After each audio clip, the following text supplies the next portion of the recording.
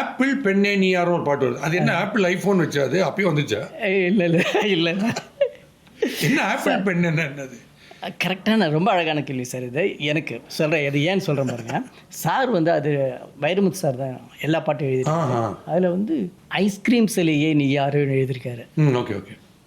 First halwa சிலையே நீ யாரோன்னு எழுதினாரு. அப்புறம் ஐஸ்கிரீம் சிலையை நீ யாரோ. நான் கேட்டேன் சார், இல்லை சார் மாற்றி, சரி ஐஸ்கிரீம் சிலையை நீ யாரோ வச்சுக்கோ அப்படின்னாரு. சரி நான் அப்போ தான் மொத தடவை ஒர்க் பண்ணுறேன். ஃபஸ்ட்டு படம் எனக்கு அவர் கூட. இன்னும் ஒன்றுமே சொல்லலை, பேசாமல் வந்துட்டேன். ஆனால் ரெக்கார்டிங் போகுது சார். அதுக்கப்புறம் 15 நாள் ஆச்சு ரெக்கார்டிங் போகிறப்ப.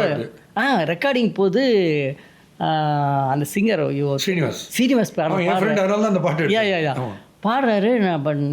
நான் வந்து இவர்கிட்ட நம்ம பரதாஸ் சார்கிட்ட போயிட்டு சொன்னேன், சார் தயவுசெய்து சரணம் பாட வச்சுருங்க, நான் ஒரே நிமிஷம் நான் வேறு பல்லவி லைன் வாங்கிட்டு வரேன்னு சொல்லிட்டு போயிட்டு, அப்போல்லாம் பிசிஓ தான் சார்.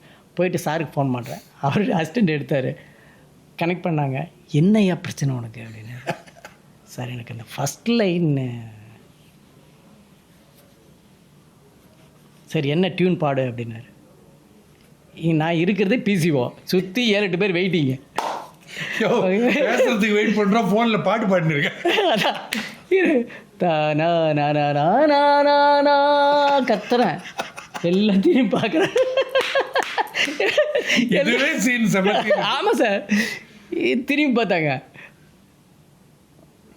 ஆப்பிள் பெண்ணே நீ யாரோ ஓகேயா அப்படின்னு.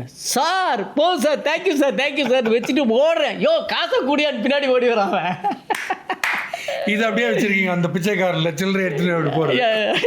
இதெல்லாம் லைஃப்லேருந்து எடுக்கிறப்ப சார் அதில் ஒரு அழகு இருக்குது சார். பியூட்டிஃபுல்.